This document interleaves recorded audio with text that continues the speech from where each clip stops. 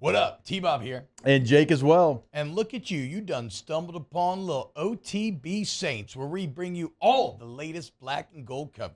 Who are the Saints going to draft? Who's going to be their quarterback? What does the salary cap look like? All that information and more. Hope you enjoy it. Like, subscribe. Nick, there's a lot on the line Sunday, you know. I mean, at a time in which you're going to be down players, again, you win and everything's all good. You beat your most hated rival, you're 3-1, you'll at least have a tie for the NFC South lead. Your rival will be down there at the bottom with the Panthers, but you lose, and all of a sudden, all the goodwill of the 2 weeks completely out the window. Derek Carr sucks again. Dennis Allen sucks again. The entire franchise is a disaster. Like, those are the narratives at play going into Sunday. That's one of the bigger. Feels like one of the bigger weeks that I can remember. No, it definitely is. I mean, you lose this week, and then you're playing Kansas City. I mean, and then you're playing the Bucs. So you could skid. You could definitely skid a little bit. And last year, that people forget, they started 2-0 last year, and then they lost 3 in a row. So it can be done. Like, you know how the script kind of plays out. So yeah, look, if they had won this game, like the whole thing is different. Like the thing me and Mike have been saying, like, you can lose as many as you win in the start. Like, you bought yourself 2 losses by starting 2-0. If you win 3, you bought yourself 3 losses. And you do just kind of have to get through this early stretch, and then it kind of opens up, and, it's open road going from there a little bit. But you don't want to be in a spot where you're 2-4 or something like that. I mean, that's not a good place to be. The psyche of the team last year, we've talked about this a lot. Like, it was at a place that felt very, very fragile, and like it could have collapsed on itself. You get to a point where you're at that spot. You got a lot of key players in contract years, young guys going into contract years. Those people start kind of checking out on the team goals when you get in a situation like that, kind of start thinking about themselves. Like, it could go sideways really quick. And I think it's important. Like, Atlanta's a winnable game. You got to win this game. Then you can lose to Kansas City and, whatever. But you don't want to lose this game. You're in a bad position if you lose this game, I think. Well, the NFL will make sure you lose to Kansas City. I think we all know that. I mean, they're going to Let's be honest. Call. It's not a call. Yeah. Whatever helps out our boy Patty. Yeah. Paulson Adebo's going to get like 4 PIs that week. Anything that's even close. There is no doubt about that. Hey, real quick, I do want to ask you maybe what's something that you think that the Saints might struggle with against the Falcons? Like, when you look at Cousins and kind of the way that offense has changed, is there anything offensively the Falcons do, even though the Saints defense has played so well, that maybe makes you a little nervous? Yeah, I mean, I'm terrified about the run defense now. Like, we just saw it last week. And he's a similar type of runner, strong, explosive, all that stuff. That was the big question coming in, right? Like, are they going to be better defending the run? They were terrible at it last year. And you give up an explosive, I mean, that's game changing. You can be great the whole game, but if you're leaky and giving up one, and that's kind of how it went last year. It was like they'd be fine, and then they give up a huge play.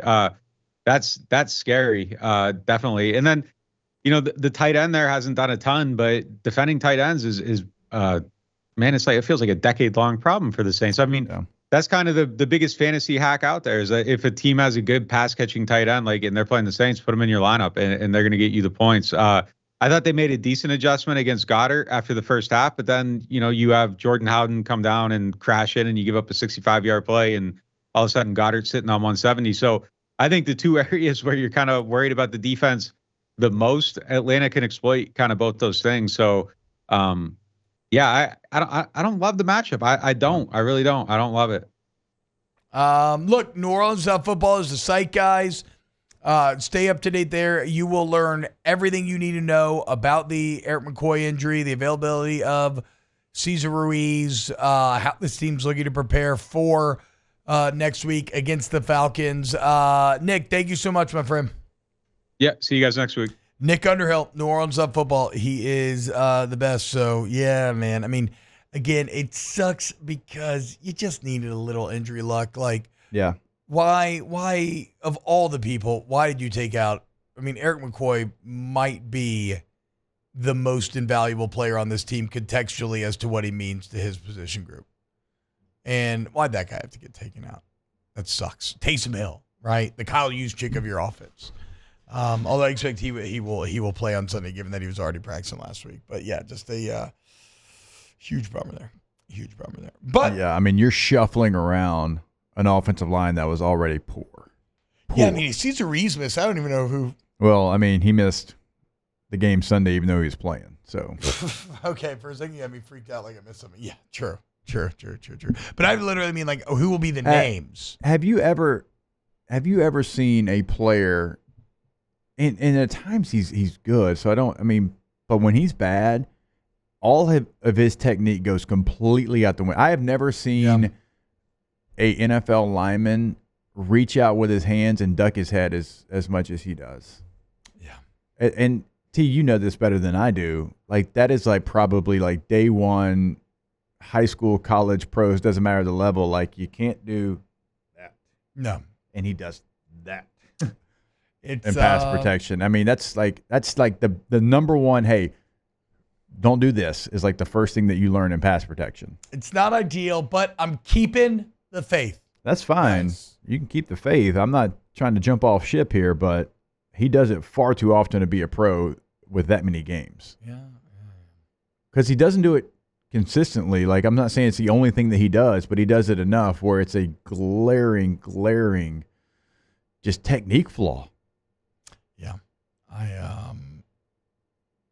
Let's see if we can pull the video of what I'm talking about. We don't need to. No, I'm just saying for our listeners. Like, I think they need a visual of what we're talking about. I can see it just getting out of your toes. Yeah, but like, you know that. I mean, it's not very hard to get over your toes, but.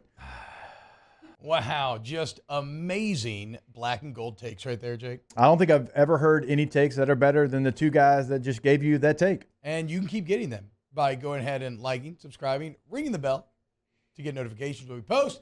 Have a great day. We'll see you on the next OTB Saints.